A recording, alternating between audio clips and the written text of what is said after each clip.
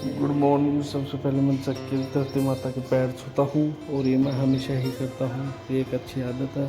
उसके बाद मैं सुबह केले की दुकान पे चले जाता हूँ क्योंकि मुझे याद आता आज मेरा बर्थडे है तो मैं कुछ बंदरों को केले खिला देता हूँ।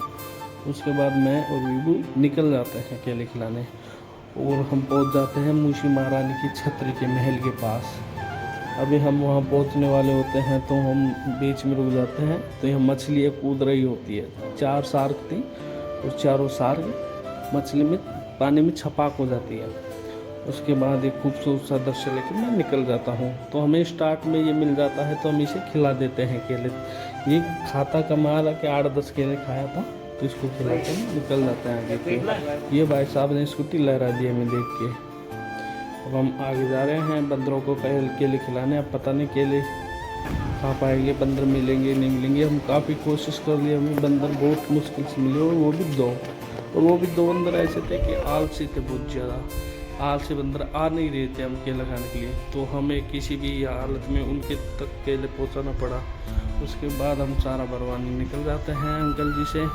लेकिन ये कट्टा अभी भी मेरे पास अंकल जिसका मैं दे दूंगा 2 दिन में, मैं भूल गया वापस देना, उसे दूंगा। और फिर उसके बाद हम सोडा पी के वापस निकल जाते हैं गायों को चारा खिलाने। और यहाँ महादेव जी भगवान के दर्शन करके हम निकल जाते हैं तो देखते हैं हमारा ऑटो कब आएगा। उसमें 10 चारा रखा था तो ये ऑटो भी आ गया हमारा। उसके बाद इसमें देखा कि आशिक कौन बैठा है।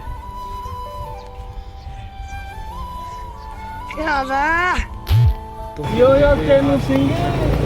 शक्ल दिख गई अब। देखो देखो दरिंदगी चेहरे से टपकती है, नंबर 1 का कबीला। छी छी छी, आंखें देखो नीयत में खोट साफ नजर आता है, हवस से भरी हुई। हाँ दिखा। पहुंच जाते हैं गौशाला में। गौशाला में पहुंचते ही हम इस ऑटो वाले के हिसाब पूछते हैं भाई कितने हो गए। तो इसने बता दिया भाई 40 रुपये हो गए। तो मैं 40 रुपये दे के इस भैया को भेज देता हूँ।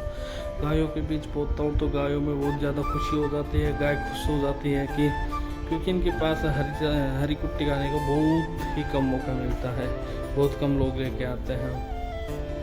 तो मैं सोता हूँ हाथों से इन्हें घेर देता हूँ, लेकिन हाथों से घेरता हूँ तो बहुत सारी गाय एक साथ आ जाती है। तो मुझे लगता है हाथों से तो पॉसिबल नहीं हो पाएगा, तब तक तो हो सकता है कोई गाय मार दे। तो मैं ऊपर चढ़ जाता हूँ इनको चारा घेरने के लिए।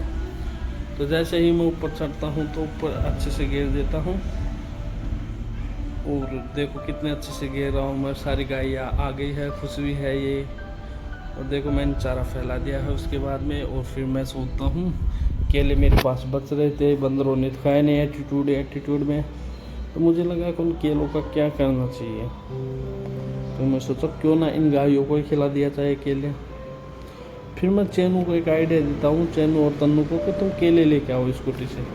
जैसे ही वो केले लेके आते तो मैं गायों को खिला देता हूँ। और जो गाय चारा नहीं खा रही थी वो केले खाने आ गई हमारे पास।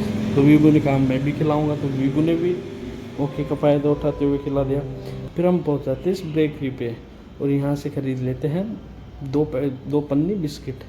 लेकिन कुत्ते को खिलाते रहते हैं, गाय माता आ जाती है तो इनको भी खिला देते हैं हम।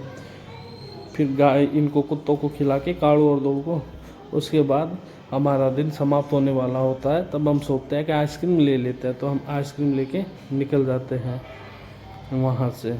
चलो खत्म, बाय बाय टाटा, मिलते हैं नेक्स्ट। बाय बाय टाटा गुड बाय गया।